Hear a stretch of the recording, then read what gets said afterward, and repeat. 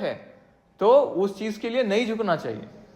हाँ, मान लेते हैं फिर भी आपके हाथ में नहीं है तो ईश्वर से प्रार्थना करना चाहिए कि हम नहीं करना चाह रहे हैं ये काम, लेकिन किसी कारण से देखिए करना पड़ रहा है, तो हम नहीं चाहते हैं ये हो, तो आप मत होने दीजिएगा। अब हम आपके भरोसे ये कर रहे हैं, आप मत होने दीजिएगा।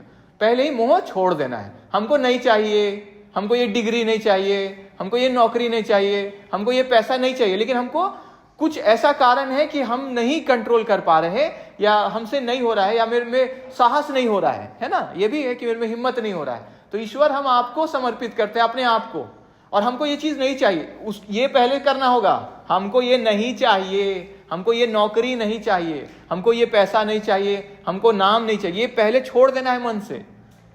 तब ना लगेगा कि हाँ आप नहीं चाहते हैं। नहीं तो बोलेंगे आप करवा दो किसी भी तरह, हो नहीं हो, कुछ भी जानो आप जानो, करवाओ। तब तो लालच है आपके अंदर, आप मत करिए। ऐसे बोलना है ईश्वर को, नहीं चाहिए हमको नहीं करने का इच्छा है, लेकिन हमको करना पड़ रहा है, आप मत होने देना।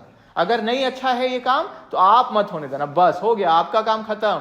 आप दे दिए ना सारा ठेका उधर, अब वो जाने, आप तो छोड़ दिए ना, अब आपका गलती नहीं है। क्यों? क्योंकि आप छोड़ दिए ये चीज। अब आप कर भी रहे हो, लेकिन आप अपना लालच से नहीं कर रहे हो। समझ में आया? तो भले ही लालच आए भी फिर मन में, लेकिन आप पहले ही किसको ठेका दे दिए हो? जो सबको कंट्रोल करते हैं कि देखिए हम तो छोड़ दिए हैं, आप मत दीजिएगा। हम अंदर से लालच भी करें तो भी मत दीजिएगा, ठीक है? अब आपका मर्जी, अब आप देंगे तो हम सोचेंगे आप दे रहे हैं हमको। लेकिन फिर गलत वाला चीज अगर मिल जाए आपको, जैसे घूस हो गया या गलत चीज, उसका यूज अपने लिए मत करना। उसको किसी जरूरतमंद को या कुछ भी है, ईश्वर का नाम लेके कि हम नहीं चाहते थे ये चीज हो, लेकिन फिर भी ऐसा है, ठीक है? मतलब जो चीज पैसा वैसा ये फॉर्म, गलत पैसा यूज करेंगे ना तो जिंदगी बर्बाद हो जाएगा। 1 रुपया भी किसी का गलत नहीं लेना है, कभी नहीं लेना है।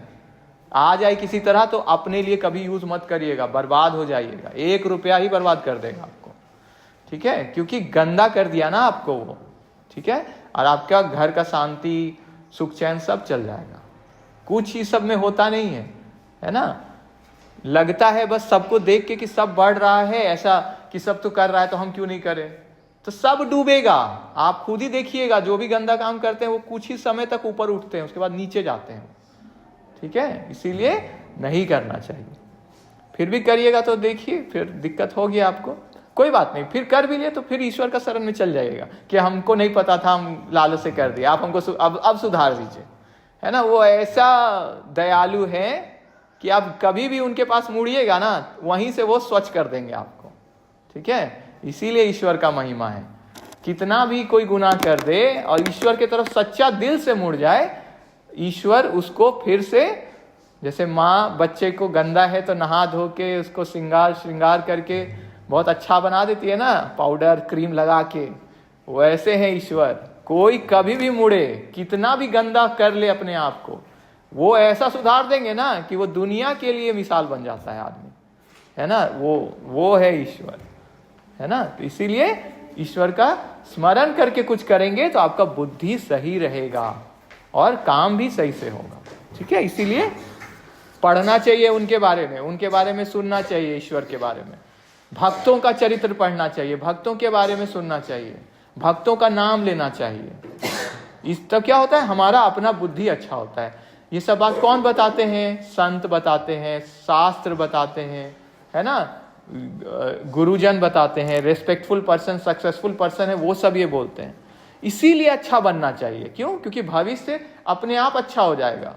जिस राह का चुनाव हम लोग करते हैं, अच्छा राह का चुनाव करेंगे तो अच्छा जगह पहुंचेंगे, और गलत रास्ता का चुनाव करेंगे तो गलत जगह, ठीक है? तो कोई कितना भी आपको गलत की तरफ प्रेरित करे, हमेशा सोचिए कि कोई बात नहीं, हमको नहीं करना है। हम लॉन्ग टर्म में लाइफ, आगे जाके लाइफ उसी का अच्छा बनता है जो सही चलता है। शुरू में भले ही कष्ट मिले, और वो मिलता भी इसलिए ताकि आप और परिपक्व हो जाए, मैच्योर हो जाए, है ना? तब ना अंदर से आएगा हाँ अच्छा चलने का ये फायदा होता है। पिन किया हुआ है ग्रुप में टाइप्स ऑफ बजट, ठीक है? देखिए तो फिर classification on the basis of flexibility, लचीलापन के ऊपर क्या है? पहला क्या है? फिक्स्ड बजट, और दूसरा क्या लिखा हुआ है? फ्लेक्सिबल। ये हम लोग लास्ट क्लास में भी डिस्कस कर चुके हैं ना। फिक्स क्या होता है? जो एक लेवल ऑफ यूनिट के लिए बनता है, यूनिट्स के लिए, जैसे 10,000 यूनिट्स के लिए हम जो बजट बना रहे हैं वो क्या हो गया? Fix budget. और 10,000 के लिए बना रहे, 15,000 के लिए, 20,000 के लिए भी क्या हो गया? Flexible budget. तो ये फिक्स बजट है prepared for a single level of activity, उसको क्या बोलते हैं हम लोग, फिक्स्ड बजट। और इसका एग्जांपल देखिए, budget prepared for 10,000 units only, और ये सुटेबल कब है, when activity level does not change, जब एक्टिविटी लेवल बदलता नहीं है। फ्लेक्सिबल बजट क्या हो गया, ये प्रिपेयर होता है for different levels of activity, अलग अलग, जैसे अभी बात किए थे 10,000, 15,000, 20,000, क्लियर है। तो इतना बनाएंगे तो इतना कॉस्ट आएगा, 5,000 बनाएंगे तो कितना कॉस्ट लिखा हुआ है, 2 लाख, 6,000 बनाएंगे तो 2 लाख, 7,000 बनाएंगे तो 2 लाख। तो ये ज्यादा रियलिस्टिक और यूजफुल है, क्योंकि जरूर थोड़ी हम एग्जैक्ट 10,000 यूनिट्स बनाए, मार्केट से डिमांड ही नहीं आया तो हो सकता है 5,000 बनाना पड़े हमको, मार्केट से ज्यादा डिमांड आ गया हो सकता है 20,000 बनाना पड़े, क्लियर हुआ।